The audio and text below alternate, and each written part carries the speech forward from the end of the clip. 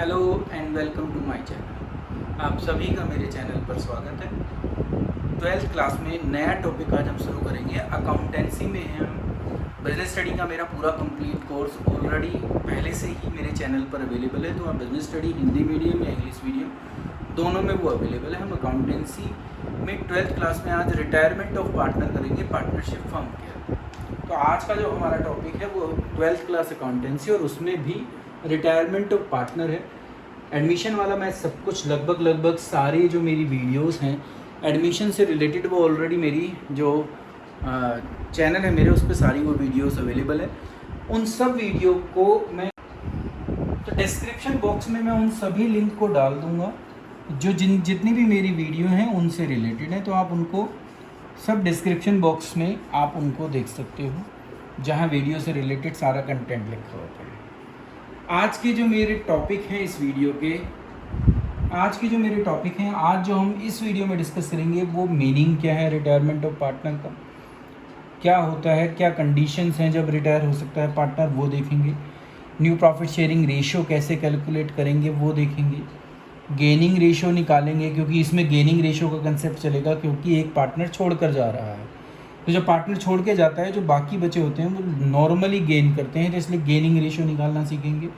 और सेक्रीफाइसिंग में और गेनिंग में क्या डिफरेंस है वो देखेंगे। तो इस वीडियो का कंटेंट जो है हमारा ये है। तो चलिए शुरू करते हैं। सबसे पहले मीनिंग को देखते हैं। तो फर्स्ट पोर्शन जो मेरा है वो मीनिंग ऑफ रिटायरमेंट है कि मीनिंग क्या है। तो अब हम मीनिंग को समझेंगे। तो मीनिंग हमें बताता है कि retirement of a partner refer to discontinuation of partner from the partnership firm. तो जब कोई पार्टनर उस फर्म को छोड़कर चला जाए, कोई भी कारण हो सकता है, रीज़न कोई भी हो सकता है, वो डिसकंटिन्यू करेगा उस पार्टनरशिप फर्म में, तो हम उसको रिटायरमेंट ऑफ पार्टनर कहेंगे। An existing partner may decide to leave the firm due to ill health, old age, misunderstanding, due to other similar reason। तो रीज़न कोई भी हो सकता है, कुछ रीज़न मैंने आपके सामने रखे। तो उसमें से कोई भी कारण है जब वो उस पार्टनरशिप फर्म को छोड़कर जाए तो वो कहलाता है रिटायरमेंट ऑफ पार्टनर। अब इंडियन पार्टनरशिप एक्ट 1932 के अकॉर्डिंग एक पार्टनर रिटायर कैसे हो सकता है, कब हो सकता है, वो कंडीशन क्या है। तो सबसे पहली कंडीशन है कि जो पहली जो है रिटायरमेंट होगी वो होगी with consent of all partner. जब सारे पार्टनर एग्री हों तो पार्टनरशिप में से पार्टनर जा सकता है। ये वो कंडीशंस हैं, condition of retirement.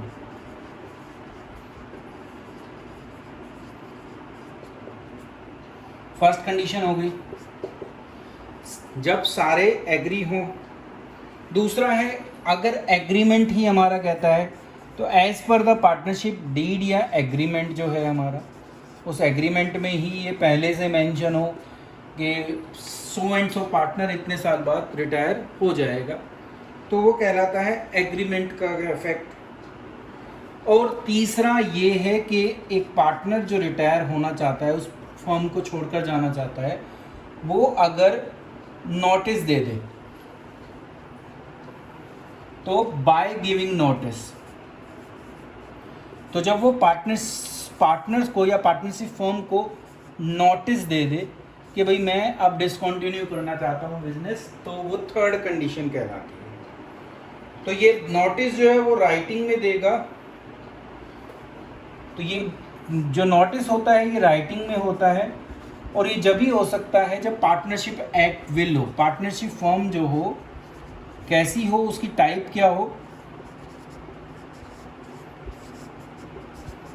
Eight will हो। एट विल का मतलब अपने अनुसार। तो तीसरे वाला कंडीशन जब ही एप्लीकेबल होता है। तो ये आपको पता ही है कि जब भी कभी रिटायरमेंट ऑफ पार्टनरशिप होती है या रिटायरमेंट ऑफ पार्टनर होगी तो जो हमारा पुराना पार्टनरशिप फर्म है, जो ओल्ड पार्टनरशिप फर्म है,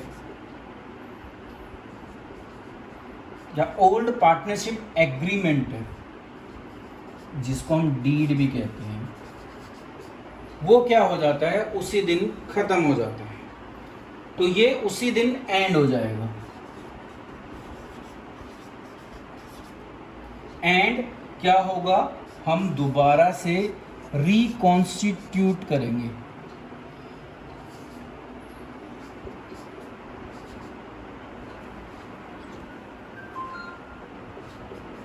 तो रिकॉन्स्टिट्यूट होगी पार्टनरशिप फॉर्म, दोबारा से उसका कॉन्स्टिट्यूशन किया जाएगा बाय द रिमेनिंग पार्टनर। जितने पार्टनर बचे हुए हैं वो अब क्या करेंगे, उसको रिकॉन्स्टिट्यूट करेंगे।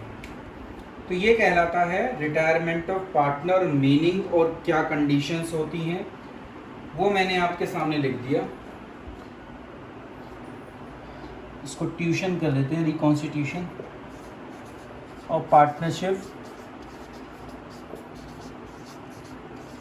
ये हमने पढ़ा था कि कंडीशन कब होती है, जब पार्टनर रिटायर हो, तो जब भी हमें रिकॉन्स्टिट्यूशन करना होता है। तो पार्टनरशिप फर्म दोबारा से रिकॉन्स्टिट्यूट होगी आफ्टर वो पार्टनर अगर रिटायर होता है तो क्वेश्चन आता है। अब क्वेश्चन जो हमारे सामने आता है वो ये आता है कि उस पार्टनर की क्या क्या एंटाइटलमेंट हैं, मतलब कि उसको क्या क्या मिलेगा।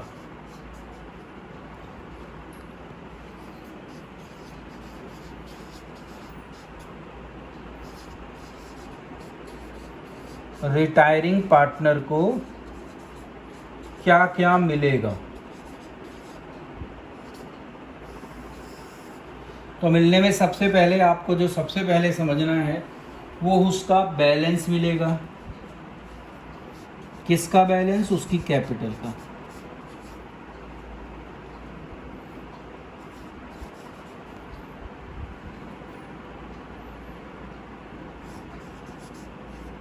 जो कैपिटल अकाउंट का जो भी बैलेंस होगा वो मिलेगा उसको सबसे पहले,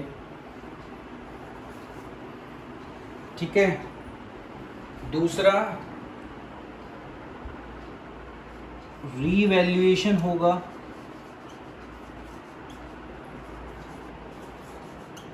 एसेट्स का, एंड रीअसेसमेंट होगा लायबिलिटी का।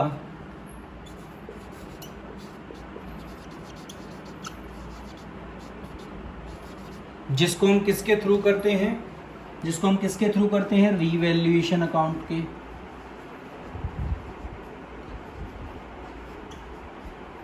और उसका जो भी प्रॉफिट और लॉस निकलता है उसमें जो उसका शेयर होगा वो उसको मिलेगा। तो ये दूसरी चीज़ उसे मिलती है। तीसरा जो मिलेगा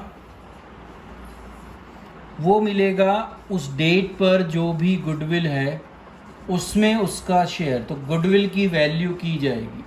ये हमने पढ़ा था जब हमने वैल्यूएशन ऑफ गुडविल किया था कि गुडविल, तो हमने जब वैल्यूएशन ऑफ गुडविल पढ़ा था तो हमने पढ़ा था कि गुडविल की वैल्यूएशन रिकॉन्स्टिट्यूशन में होती है और ये भी एक रिकॉन्स्टिट्यूशन है। दैट्स मीन्स रिटायरमेंट में भी रिकॉन्स्टिट्यूट किया जाएगा। तो उसका जो भी गुडविल का हिस्सा है उस दिन का, और हो सकता है कि ऑलरेडी गुडविल पहले से भी हमारी बुक में हो, जिसको हम एग्जिस्टिंग गुडविल कहते हैं, उस गुडविल को राइट ऑफ करना पड़ता है। तो ऐसी अगर कोई गुडविल है तो उसको हम राइट ऑफ करेंगे। और फोर्थ और लास्ट जो चौथी चीज़ मिलती है वो मिलता है share in undistributed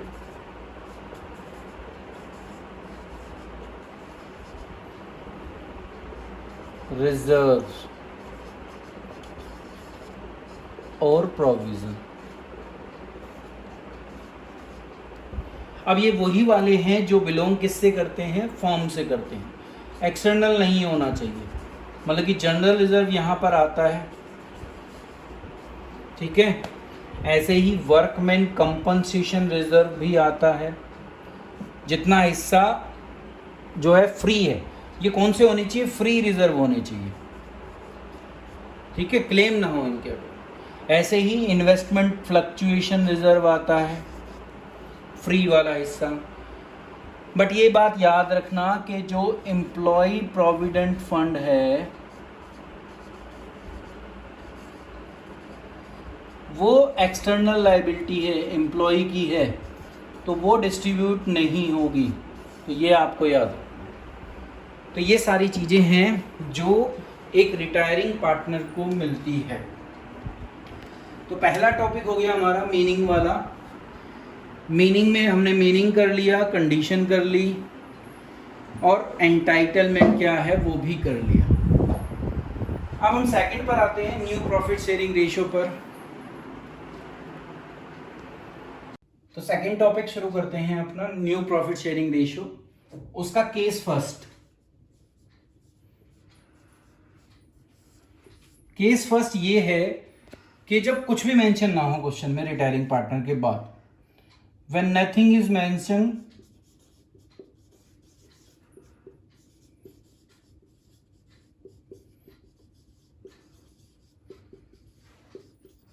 in the question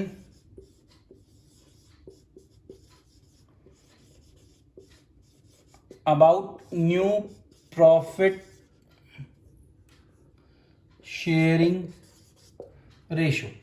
तो अगर कुछ भी नहीं लिखा है, अब जब तक आपके सामने कोई क्वेश्चन नहीं होगा तो आप नहीं समझ पाएंगे, तो इसलिए एक इलस्ट्रेशन मैं आपके सामने ले लेता हूं कि ए और बी और सी तीन पार्टनर्स हैं और उनके बीच की रेशियो जो है वो 3:2:1 गिवन है। तो ये रेशियो गिवन है। अब हमें बताया कि फर्म में से बी रिटायर हो रहा है और फिर कहा गया कि न्यू प्रॉफिट शेयरिंग रेशियो निकालो। तो देखिए कौन रिटायर हो रहा है, कौन रिटायर हो रहा है, बी, और बाकी कुछ नहीं बताया कि न्यू प्रॉफिट शेयरिंग रेशियो कैसे निकालोगे। तो ऐसे केस में न्यू प्रॉफिट शेयरिंग रेशियो, कौन कौन पार्टनर बचे पहले तो आपको ये समझना है। तो देखो आप, ए बचा है और सी बचा है, तो न्यू रेशियो किन के बीच में होगी, ए और सी के बीच में क्या होगी, अब ये क्वेश्चन बचता है। तो जो इनके यहां लिखे हुए यही रेशियो होगी, मतलब कि जो उनके शेयर थे वो ही उनकी रेशियो बन जाएंगे। तो अब new profit sharing ratio between A and C is 3:1, उसका शेयर हट जाता है। तो अगर क्वेश्चन में कुछ भी मेंशन नहीं है तो न्यू प्रॉफिट शेयरिंग रेशियो निकालने के लिए उसी का शेयर हटा दो जो रिटायर हो गया।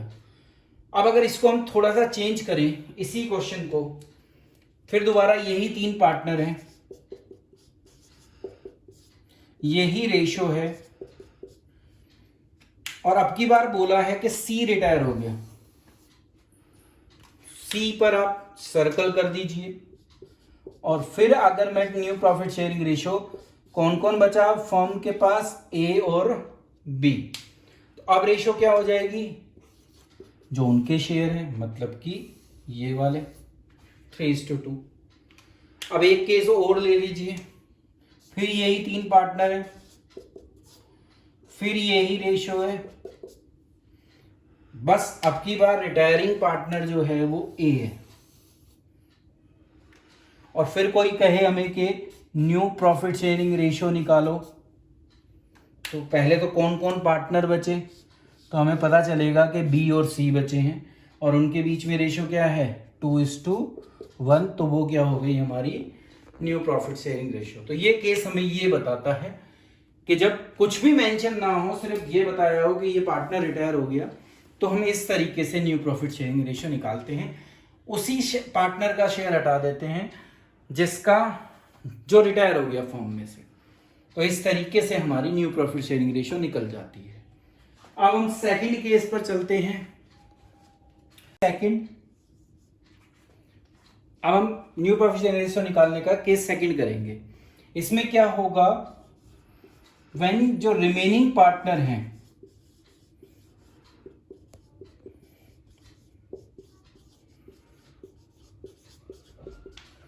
परचेज करेंगे रिटायरिंग पार्टनर का शेयर,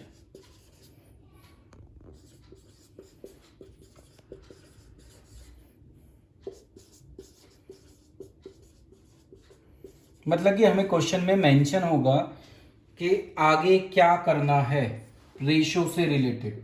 तो एग्जांपल ले लेते हैं एक, जिससे आप इसको समझ पाएं।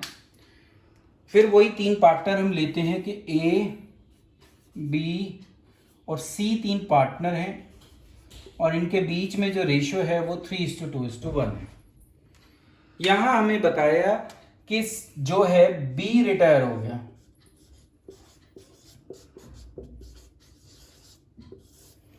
और इसके बाद क्योंकि यहीं तक लिखा होता तो हमारा पुराने वाला केस होता, यहां अब आगे लिखा कि हिज शेयर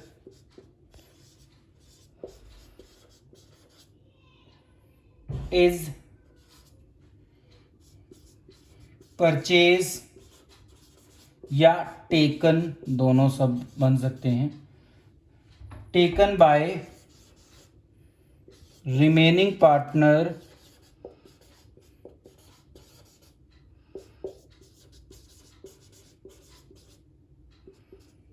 इन, या ये भी कह सकते हैं इन इक्वल रेशो,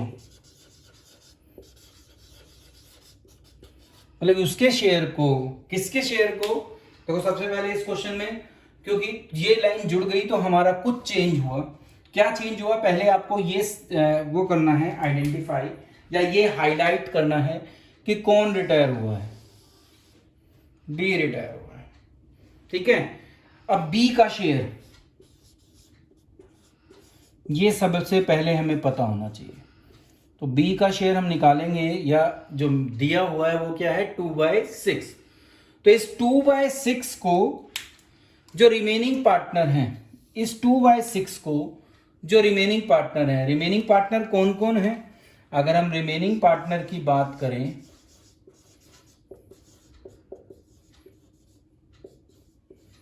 तो हमारे रिमेनिंग पार्टनर अब बचते हैं ए और सी।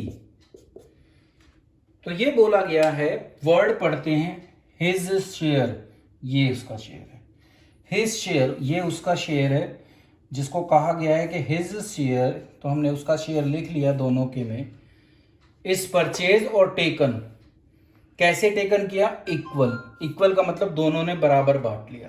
तो 2 पार्टनर है, बराबर कैसे होगा दोनों के बीच में, बराबर का कैसे होगा, 2 हैं तो हमें क्या लिखना पड़ेगा 1/2, आधा आधा ही तो लेंगे दोनों। तो आप इसी को क्या कर दोगे, उसके शेयर को, क्योंकि देखिए वर्ड लिखा है हिज शेयर, तो हिज शेयर किसका, बी का शेयर। तो बी के शेयर को आधा आधा दोनों ने ले लिया, तो कितना कितना मिला, दोनों को बात करें तो 2/12 और 2/12। चाहो तो आप ये भी कर सकते थे कि 2 से 2 काट कर 1/6 एक ने ले लिया और 1/6 एक ने ले लिया। तो ये वो दोनों क्या कर रहे हैं, ये इनका एक्वायरिंग शेयर है। जब हमने क्या किया था, एडमिशन किया था, तो जब भी निकाला था ना, तो ये इनका एक्वायरिंग शेयर है, इतना उन्होंने खरीदा है, ठीक है, इतना उन्होंने ले लिया। तो हमें क्या निकालना है, बेसिकली हमारा काम क्या था इस क्वेश्चन में निकालने का, हमारा काम था न्यू प्रॉफिट शेयरिंग रेशियो निकालना। हमें क्या निकालनी है, न्यू प्रॉफिट शेयरिंग रेशियो, किस किस की, ए की जो बचा हुआ है, और दूसरा कौन सा बचा हुआ है, सी। तो अब क्या करोगे आप, इनके ओल्ड शेयर जो इनके पुराने हैं, इसका कितना है 3/6 पूरा लेना है, 3:2:1, इसका टोटल नीचे आता है हमेशा। ऐसे ही यहाँ कितना है 1/6, क्योंकि सी का कितना है 1 और अपॉन उसका टोटल। अब इसमें जो इन्होंने परचेज किया, जो इन्होंने बी का शेयर लिया, वो दोनों में प्लस कर दो, तो यहाँ 1/6 प्लस हो गया, यहाँ पर भी 1/6 प्लस हो गया। तो अब यहाँ आप देखोगे तो ये 4/6 पर पहुंच जाएगा एक, और सी जो पहुंच जाएगा वो 2/6 पर पहुंच जाएगा। तो रेशो क्या बनी, अगर कोई हमसे पूछे कि न्यू प्रॉफिट शेयरिंग रेशो क्या है, तो 4:2, या क्योंकि ये दोनों ही 2 से डिवाइडेड है तो हम क्या लिख सकते हैं 2:1। तो रेशो क्या आ गई हमारी इस क्वेश्चन में, न्यू प्रॉफिट शेयरिंग रेशो क्या आ गई 2:1। तो ये हमारा सेकंड केस कहलाता है। अब यहां आपको बार बार यहां आपको अलग अलग कंडीशन दी होंगी। कभी लिखा होगा कि 2:1 की रेशो में परचेज किया, कभी लिखा हो सकता है 3:2 की रेशो में परचेज किया। कंडीशन चेंज हो जाएंगी। इक्वल था तो इसलिए हम हाफ हाफ लगा रहे थे। अगर यहाँ लिखा होता 2:1 की रेशो में तो हम यहाँ लिखते 2/3 और यहाँ लिखते 1/3। तो वो डिपेंड करता है कि क्वेश्चन में यहाँ क्या मेंशन है, उसके अकॉर्डिंग यहाँ चेंज होगा। शेयर चलेगा उसी का जिसका रिटायरिंग है। फिर जो ये शेयर आए ये आपको उनके ओल्ड शेयर में प्लस कर देना होता है और इस तरीके से केस सेकंड के अंदर हमारी रेशो निकल कर आ जाती है। तो न्यू प्रॉफिट शेयरिंग रेशो निकालने का ये केस भी यहीं समाप्त होता है। तो केस 3 और इसका लास्ट केस, इसमें इतने ही केस हैं। व्हेन रिटायरिंग पार्टनर, जो रिटायर पार्टनर हो रहा है वो अपना सरेंडर करे share in favour of remaining partner, जो बचे हुए पार्टनर है वो उनको दे। तो सरेंडर का केस हमने एडमिशन में भी किया था, तो सरेंडर का यहां भी है। तो अब एग्जांपल फिर ले लेते हैं कि ए, बी और सी 3 पार्टनर हैं और ये इनके शेयर हैं 432। 432 के शेयर पर फॉर्म में से बी रिटायर होता है, तो B retire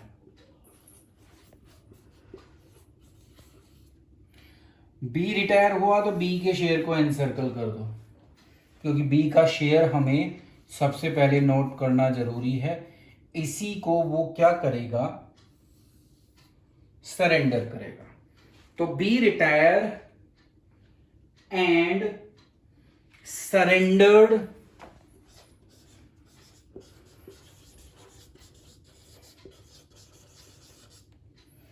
his share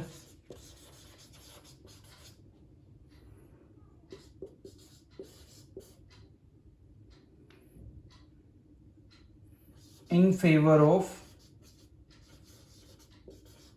A and C। कैसे किया, ए को दिया 1/9 अपने शेयर का और जो सी बचता है उसको दिया रिमेनिंग।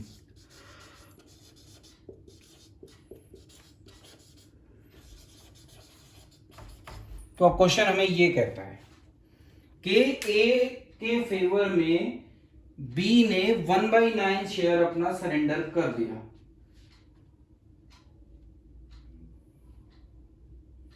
बस अब आपको इसके साथ ना ये बात याद रखनी है कि यहां पर लिखा हुआ है 1/9 ऑफ हिज शेयर और रिमेनिंग इनको मिल रहा है। और ये जो क्वेश्चन मैंने लिया है ये 2004 में बोर्ड एग्जाम में आ चुका है। तो ये क्वेश्चन बोर्ड एग्जाम का है, बोर्ड का एग्जाम में ये क्वेश्चन आ चुका है। तो फिर अब हमें क्या निकालना होगा यहाँ पर, सरेंडर शेयर। तो हम क्या निकालेंगे अब यहाँ पर, नया सरेंडर शेयर क्या है। तो सरेंडर शेयर किस किस को मिला है, ए को या सी को, तो इन दोनों का निकालना है। ठीक है, तो कैसे निकालेंगे, देखिए कौन सरेंडर कर रहा है, बी कर रहा है। तो बी का शेयर कितना है, 3/9। ठीक है, कहाँ है, ऑफ हिज शेयर। तो जब ये वर्ड लिखे होते हैं तो आपको मल्टीप्लाई लगाना पड़ता है और जितना आप सरेंडर कर रहे हैं वो उससे मल्टीप्लाई कर देना पड़ता है। तो इस बेस पर देखें हम तो ए को जो है उसने 3/81 शेयर दे दिया। आप चाहो तो इसको थोड़ा छोटा कर सकते हो क्योंकि 3 के टेबल में आता है ये, तो आप 3 3 जा 9 भी कर सकते हो। इस तरीके से ये छोटा होकर 1/27 भी रह सकता है। तो ये आपके ऊपर है कि आप किस फिगर को लिखना चाहते हैं उसको लिख सकते हो। ये भी ठीक है एंड ये भी ठीक है। ठीक है, आने दोनों के आंसर सेम ही है। अब आप बारी आती है सी की। सी का क्या कहा है, रिमेनिंग। तो रिमेनिंग कहाँ से निकलेगा, पहले एक वही सी का शेयर देखो, पहले वो मतलब कि जो रिटायर हो रहा है उसका शेयर देखो। सबसे पहले कितना है, 3/9। इसमें से उसने ए को कितना दिया, तो आप 1/27 को भी ले सकते हो, 3/87 को भी ले सकते हो। मैं इन दोनों में जो छोटा है उसको ले रहा हूं क्योंकि एलसीएम छोटा निकलेगा। तो इसलिए मैंने 1/27 ले लिया। तो ये माइनस कर दो, उसका रिमेनिंग अपने आप निकल जाएगा। भाई मेरे पास अगर 5 रुपीज़ हैं, उसमें से मैंने 2 रुपीज़ अगर ए को दे दिए तो मैं सी को कितने दूंगा, 5 में से 2 माइनस कर देते हैं। तो ये वो 5 है और ये जो दिया है ए को वो है। तो जब आप इनको माइनस करोगे तो 27 एलसीएम आएगा और 9 - 1 इस तरीके से 8/27 जो शेयर है वो किसको मिल रहा है, सी को। तो अब ये वो सरेंडर शेयर हैं जो ए और सी को मिले। तो अल्टीमेटली अब हमारा काम क्या है, न्यू प्रॉफिट शेयरिंग रेशियो निकालना। किस किस की, ए की और सी की। पहले इनके ओल्ड शेयर क्या है वो लिखो। तो इसका 4/9 है और इसका 2/9 है। कितना इन्हें बी से मिला सरेंडर होकर, तो इसका पता चला कि इसका 1/27 मिला है इसको और इसको मिला है 8/27। तो इन दोनों को प्लस कर दो क्योंकि ये इनको मिल रहा है। देखो ये रहेंगे हमेशा गेनिंग पार्टनर, इनको कुछ मिलेगा इस शेयर का हर केस के अंदर। तो अब इनका एलसीएम निकालकर आप यहां पर new profit sharing ratio find out कर सकते हो। तो 27 एलसीएम आएगा, 4 3 जा 12 + 1 तो 13/27 और यहाँ ऑब्वियसली ये 14/27 आएगा। तो इस तरीके से जो न्यू प्रॉफिट शेयरिंग रेशियो है between A and C is 13:14। तो ये इनके बीच की न्यू रेशियो है। यही 3 केसेस मिलेंगे आपको न्यू प्रॉफिट शेयरिंग रेशियो निकालने के। अब हम इससे नेक्स्ट टॉपिक पर चलते हैं। नेक्स्ट टॉपिक हमारा गेनिंग रेशियो है। तो गेनिंग रेशियो जो है आपने ऑलरेडी सीखी हुई है, कुछ नया नहीं है गेनिंग रेशियो में। तो गेनिंग रेशियो में क्या होता है, ये हमारा नया टॉपिक है इस वीडियो का, क्योंकि 4 पार्ट हमें करने हैं। तो गेनिंग रेशियो में आपको पता है ये हर केस के अंदर जो रिमेनिंग पार्टनर हैं वो गेन में है। गेन का मतलब इनको कुछ नया मिला, देखो हर बार ऐड हो रहा है, तो इसलिए हमें निकालनी भी क्या पड़ रही है, गेनिंग रेशियो। तो गेनिंग रेशियो का फार्मूला होता है new ratio minus old ratio. तो ये है गेनिंग रेशियो का फॉर्मूला। शायद आपको अब से पहले पता है, कुछ नया नहीं है, क्योंकि ये जब रिकॉन्स्टिट्यूशन किया था जब भी यूज किया था। तो अगर इसी क्वेश्चन पे रहे और इस बेस पर गेनिंग रेशियो निकालने लगे तो देखो न्यू रेशियो चाहिए पहले। कौन कौन से पार्टनर हैं जो अब बचे हुए हैं जिनकी आप निकालोगे, एक ए है और एक सी है। तो पहले ए का न्यू रेशियो चाहिए, कितना है 13, या ये ले लो 13/27। तो ये इसका न्यू शेयर है। ऐसे ही अगर सी का देखें तो सी का क्या है 14/27, ये रहा, माइनस इनके ओल्ड शेयर। ओल्ड शेयर आपको कहां मिलेंगे, यहां पर। ये माइनस कर दो 4/9 और 2/9। तो जब आप इनको माइनस करोगे 27 एलसीएम लेकर, तो ये आएगा 13 - 12 और यहां आएगा 14 - 6। दैट्स मीन्स 1/27 और यहां पर 8/27। तो ये इनकी गेनिंग रेशियो है। ठीक है, तो गेनिंग रेशियो का फार्मूला क्या होता है, new ratio minus old ratio. अब देखो ये 1/27 और 8/27 इस क्वेश्चन में कहीं और भी हैं। कहां है बुक शेयर, कहां है, तो आप पाओगे कि ये शेयर यहां लिखा हुआ है और ये शेयर यहां लिखा हुआ है। तो जो हम सरेंडर शेयर निकाल रहे हैं इस पर्टिकुलर क्वेश्चन में, वो ही क्या है, उनका गेनिंग शेयर भी है। जिस क्वेश्चन में जो इससे पहले वाला केस किया था उसके अंदर जो एक्वायरिंग शेयर निकाला था वो गेनिंग शेयर था, और जो केस फर्स्ट किया था जिसमें कुछ भी मेंशन नहीं था, केस फर्स्ट क्या था हमारा, अगर हम आए उस पर दोबारा से, तो वो केस हमें ये कहता था कि 3:1 की रेशियो थी, यही बोला था मैंने। फिर मैंने बताया था कि बी रिटायर हो गया पहले जब शुरुआत करी, तो हमारा न्यू शेयर क्या निकल कर आ रहा था, न्यू प्रॉफिट शेयरिंग रेशियो क्या आ रही थी, 3:1। ठीक है, ये 3:1 ही इनकी गेनिंग रेशियो भी है, तो उस केस के अंदर यही क्या बन जाती है, गेनिंग रेशियो भी बन जाती है। तो ये न्यू रेशियो भी है उसमें और गेनिंग रेशियो भी है। सेकंड केस जो एक्वायरिंग वाला था उसमें जो एक्वायरिंग शेयर निकाल रहे थे वो गेनिंग शेयर था। सरेंडर वाला जो ये केस है इसके अंदर क्या है, सरेंडर शेयर उनका क्या है, गेनिंग शेयर है। तो ये इस बेसिकली सारा स्ट्रक्चर है जिसके बेस पर हम गेनिंग रेशियो निकालते हैं। अब चौथा और लास्ट टॉपिक जो है हमारी वीडियो का वो क्या है, distinction between sacrificing and gaining. तो देखिए गेनिंग रेशियो का फॉर्मूला मैंने यहां पर लिखा हुआ है, सैक्रिफाइसिंग का मैं यहां लिख देता हूं। सैक्रिफाइसिंग इसका जस्ट अपोजिट होता है। उस सैक्रिफाइसिंग रेशियो में हम ओल्ड रेशियो में से न्यू रेशियो माइनस करते हैं, क्योंकि वो सैक्रिफाइस कर रहे होते हैं, वो कुछ छोड़ रहे होते हैं।